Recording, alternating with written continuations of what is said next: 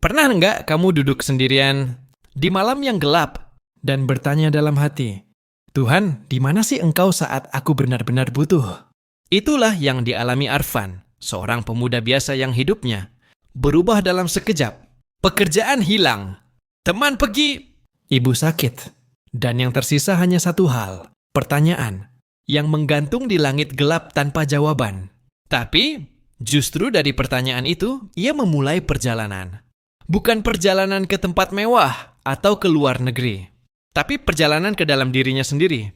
Perjalanan yang mengajarkan bahwa mungkin Tuhan tidak selalu harus dicari di langit.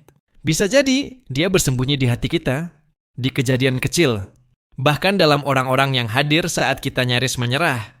Kamu yang pernah merasa sendiri, kosong, ditinggalkan, atau hilang arah, kisah ini untuk kamu. Ketika segalanya hancur, malam itu sunyi. Angin berhembus pelan, membawa hawa dingin yang menusuk hingga ke tulang. Langit mendung, tanpa bintang, seakan menyembunyikan harapan di balik kelamnya. Di sebuah kamar kecil berlampu redup, duduk seorang pria muda bernama Arfan, menatap kosong ke jendela. Hari ini, segalanya runtuh. Perusahaan tempatnya bekerja selama 5 tahun, menyatakan bangkrut. Tidak hanya kehilangan pekerjaan, ia juga kehilangan satu-satunya sumber penghasilan untuk membiayai ibunya yang sedang sakit parah di kampung. Telepon dari rumah menambah pilu obat.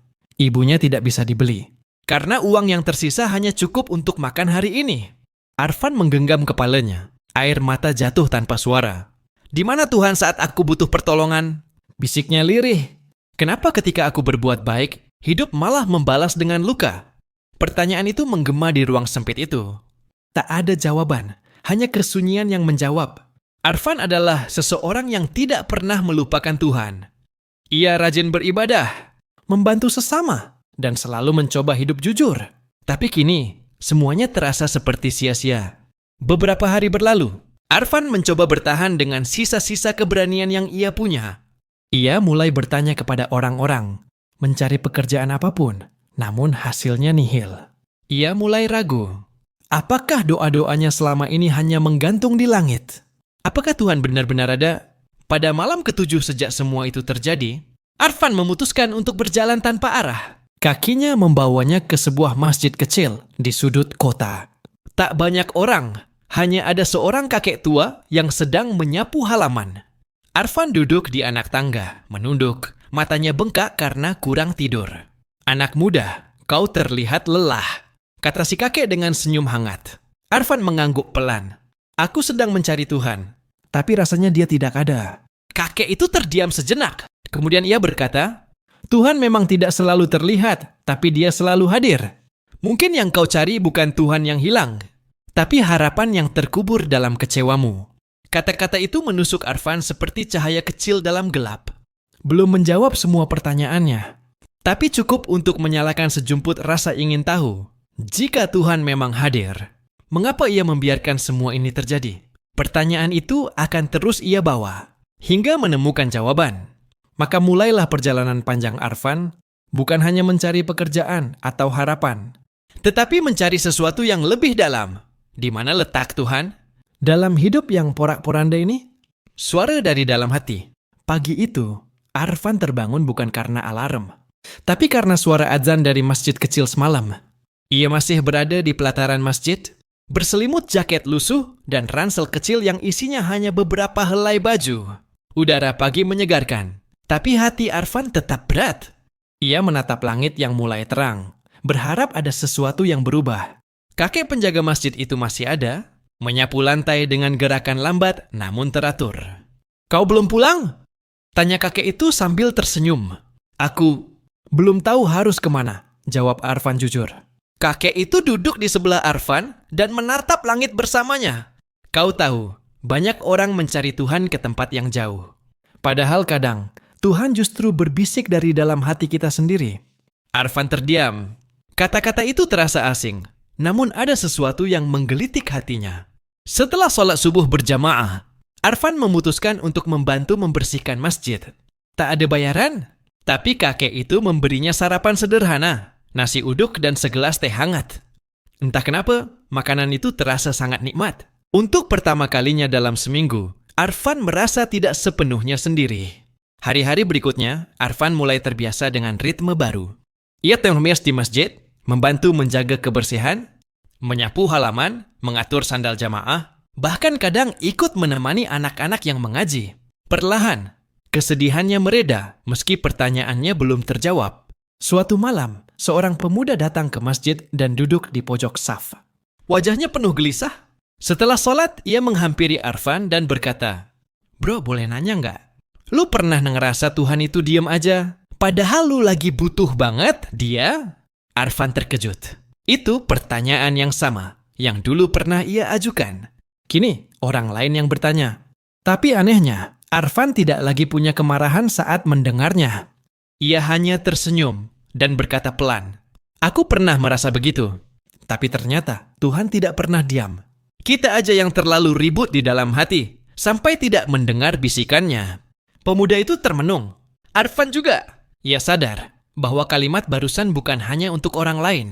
Itu juga jawaban untuk dirinya sendiri. Barangkali selama ini Tuhan tidak pernah pergi. Ia hanya menunggu Arfan untuk diam sejenak mendengarkan. Malam itu, untuk pertama kalinya, Arfan bersujud dengan hati yang tidak menuntut. Ia hanya berkata dalam doanya, "Jika engkau memang ada, bimbing aku. Aku tak lagi meminta yang muluk-muluk, hanya tunjukkan arah." Dan dalam diam yang panjang itu, ia tidak mendapat suara gaib. Tidak ada cahaya dari langit, tapi ada ketenangan yang turun perlahan-lahan ke dalam dadanya. Seperti pelukan yang tidak kasat mata. Jalan yang tak direncanakan. Beberapa minggu telah berlalu sejak Arfan tinggal di masjid kecil itu. Hari-harinya tak lagi penuh amarah, meski pertanyaan-pertanyaan dalam dirinya belum seluruhnya terjawab.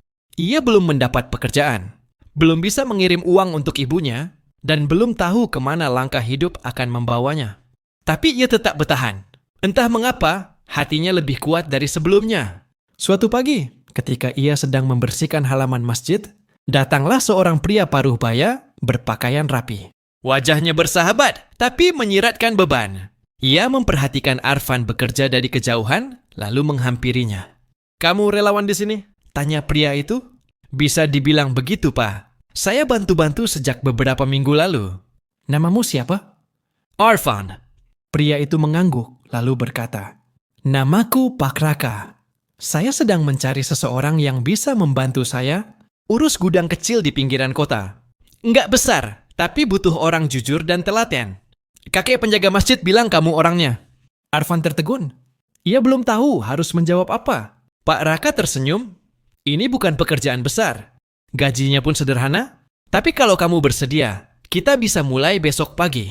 Sepanjang hari itu, Arfan diam. Ia termenung di teras masjid, menatap langit yang biru. Tawaran itu seperti jawaban dari langit, tapi juga menakutkan. Ia takut kecewa lagi. Takut berharap terlalu tinggi. Namun, ia teringat doanya malam itu. Ia tak minta keajaiban, hanya arah. Dan ini mungkin adalah arah yang Tuhan tunjukkan.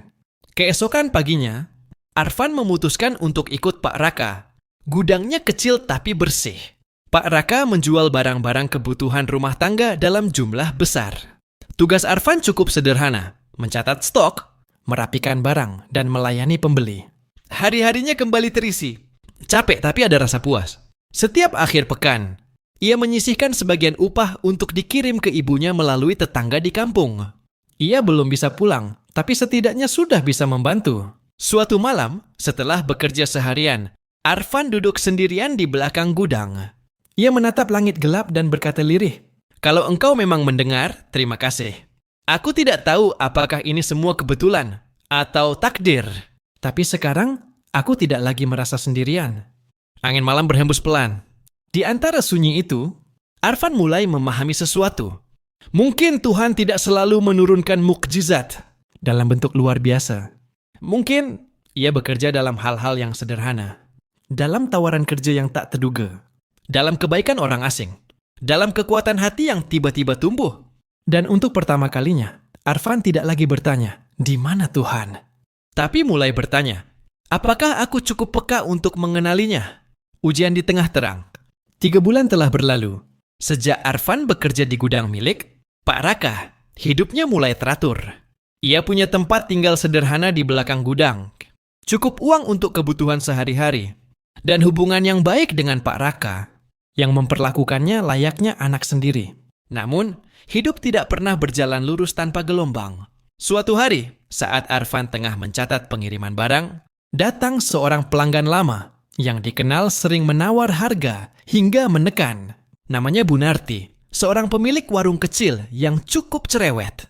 Hari itu, ia membeli banyak barang, deterjen, sabun, minyak goreng, dan membayar dengan uang tunai dalam jumlah besar. Setelah ia pergi, Arfan menyadari sesuatu. Uang yang ia terima kelebihan Rp1.000.000. Ia segera keluar, mengejar. Namun Bu Narti sudah pergi dengan becaknya. Ia bisa saja menyimpan uang itu. Tak akan ada yang tahu. Tapi hatinya gelisah. Arfan termenung di dalam gudang. Di tangannya, uang Rp1.000.000 terasa berat. Ia ingat masa-masa ketika Rp1.000 pun terasa begitu berharga. Uang ini bisa untuk ibunya, untuk kebutuhan pokoknya. Tapi juga, ia tahu bahwa mengambilnya berarti mengkhianati keyakinan yang selama ini ia bangun. Malam itu, ia kembali ke masjid tempat ia dulu tinggal. Ia duduk di tempat yang sama, di tangga kecil di sudut kanan. Hatinya penuh pertarungan. Kau terlihat bingung, suara kakek penjaga masjid menyapanya. Seperti dulu. Arfan tersenyum pahit. Dulu aku mencari Tuhan saat aku kehilangan segalanya. Sekarang, justru saat aku mulai punya sesuatu, godaannya makin berat. Kakek itu tertawa pelan. Karena Tuhan tidak hanya dicari dalam kehilangan, tapi juga di tengah keberlimpahan. Yang susah adalah tetap jujur saat kau bisa curang tanpa ketahuan. Arfan menatap wajah tua itu dan mendadak mengerti. Mungkin ujian terbesar bukan saat kau terpuruk, tapi saat kau diberi pilihan untuk berbuat curang dan tetap memilih kebenaran. Keesokan harinya, Arfan datang ke warung. Bu Narti, wanita itu terkejut saat Arfan mengembalikan uang Rp1.000.000 yang tak sengaja diberikannya. Ya Allah, nak, saya bahkan gak sadar uangnya kurang. Kamu jujur banget. Arfan hanya tersenyum. Bukan karena saya suci. Bu, saya cuma takut kehilangan sesuatu yang lebih besar daripada uang. Di hari itu, Pak Raka mendengar kabar tentang kejujuran Arfan. Dan saat gudang miliknya berkembang, ia berkata pada Arfan, aku butuh seseorang yang bisa aku percaya untuk jadi pengelola cabang baruku. Dan kamu, Van, adalah orang itu. Arfan terdiam. Jantungnya berdebar. Ia tak pernah membayangkan bisa dipercaya sebesar itu. Tuhan memang tak menjawab dengan petir atau suara dari langit. Tapi kadang, ia berbicara lewat pilihan yang tampak sepele. Seperti kelebihan Rp1.000.000 untuk melihat seberapa dalam kita benar-benar mencarinya. Arfan kini memegang tanggung jawab besar sebagai pengelola cabang baru milik Pak Raka. Gudang itu lebih besar, lebih sibuk, dan menyita lebih banyak waktu dan pikiran. Tapi Arfan bersyukur. Perlahan, hidupnya terasa kembali ke jalur yang benar. Ia bahkan mulai mengirim uang secara rutin ke kampung dan terkadang menyisipkan surat-surat kecil untuk ibunya. Namun, takdir kembali mengetuk pintu dengan cara yang mengejutkan. Suatu malam, ia menerima telepon dari tetangga di kampung. Ibunya pingsan mendadak dan dilarikan ke puskesmas. Kemungkinan besar penyakit lamanya kambuh. Tangannya gemetar saat mendengar kabar itu. Suaranya tercekat. Ia ingin segera pulang, tapi perusahaannya sedang dalam proses audit. Tak ada staf lain yang bisa menggantikan posisinya. Arfan duduk di kantor kecil gudang, menatap kosong ke layar laptop. Kepalanya penuh. Ia ingin segera berangkat, namun pekerjaannya tak bisa ditinggalkan begitu saja. Jika ia kabur, ia mengecewakan Pak Raka. Tapi jika ia bertahan, ia takut kehilangan ibunya untuk selamanya. Dalam kebimbangan itu, ia pergi ke musala kecil di sebelah gudang. Ia berwudu, salat 2 rakaat, dan sujud lama sekali. Di sujud itu, hatinya mengadu sejadi-jadinya. Tuhan, Engkau tahu aku ingin menjadi anak yang bertanggung jawab, juga karyawan yang jujur. Tapi hari ini aku tak tahu lagi mana yang harus kudahulukan. Aku hanya ingin ibuku baik-baik saja. Itu saja. Tangisnya pecah. Lama sekali ia duduk diam, menunggu jawaban yang tak kunjung datang. Namun, sesaat setelah ia kembali ke kantor, ponselnya berbunyi. Pak Raka menelepon. Van, aku dengar dari pegawai bahwa ibumu sedang sakit. Iya, Pak. Saya bingung. Tidak usah bingung. Besok pagi aku berangkat ke gudangmu. Aku sendiri yang akan gantikan posisimu untuk sementara. Kamu pulanglah ke ibumu. Sekarang juga. Arfan tidak mampu berkata-kata.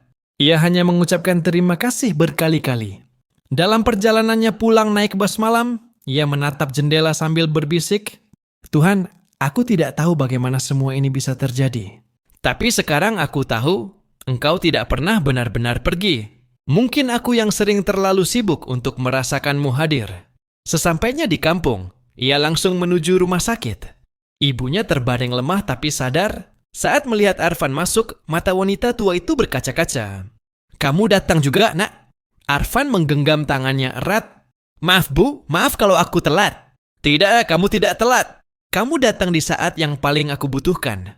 Kamu tahu, nak? Tuhan selalu hadir lewat orang-orang seperti kamu. Air mata Arfan jatuh. Kata-kata itu lebih dari cukup untuk membayar seluruh lelahnya. Malam itu, Arfan duduk di samping ranjang ibunya, memandangi wajah tua yang semakin renta. Dan sekali lagi pertanyaan di mana Tuhan terasa tak relevan. Karena kini, ia mulai bisa melihatnya dalam ketulusan seorang ibu, dalam kemurahan hati seorang atasan. Pelajaran dari kesendirian. Setelah merawat ibunya beberapa minggu di kampung, Arfan kembali ke kota. Ibunya mulai membaik, dan kini Arfan kembali menghadapi rutinitasnya yang padat sebagai pengelola gudang. Namun, pengalaman merawat sang ibu membuatnya melihat hidup dengan cara yang berbeda. Suatu malam setelah semua pekerja pulang, Arfan duduk sendiri di gudang yang mulai sepi. Ia merasakan kesendirian yang berbeda dari sebelumnya. Bukan kesepian yang menyakitkan, melainkan sebuah ruang untuk merenung. Ia teringat kembali pertanyaan-pertanyaan yang dulu selalu menghantui. Di mana Tuhan saat aku sengsara? Di mana Tuhan saat aku bingung? Kini dalam kesendirian itu, Arfan mulai merasakan bahwa Tuhan ada dalam ruang-ruang kecil ini, dalam hening, dalam ketenangan, dalam perasaan yang tak bisa dijelaskan dengan kata-kata. Di malam itu, Arfan menulis surat panjang untuk ibunya yang tinggal di kampung. Ia menuliskan segala kegelisahan, harapan, dan juga rasa syukurnya. Ia bercerita tentang perjuangannya, dan tentang bagaimana ia mulai memahami bahwa Tuhan bukan hanya entitas yang harus dicari di luar, tapi juga suara lembut dalam hati yang menuntun setiap langkahnya. Keesokan harinya, Arfan bertemu dengan seorang teman lama di pasar. Teman itu adalah seorang pendaki gunung yang kerap bercerita tentang puncak-puncak yang ia taklukan. Arfan bertanya, bagaimana rasanya sampai di puncak? Rasanya seperti menemukan kedamaian yang sulit dijelaskan. Seperti menemukan Tuhan dalam setiap napas udara segar di sana. Jawab teman itu. Arfan tersenyum, menyadari bahwa perjalanannya mencari Tuhan mungkin mirip dengan mendaki gunung. Tidak selalu mudah, penuh tantangan. Tapi setiap langkah membawa kedekatan yang semakin nyata.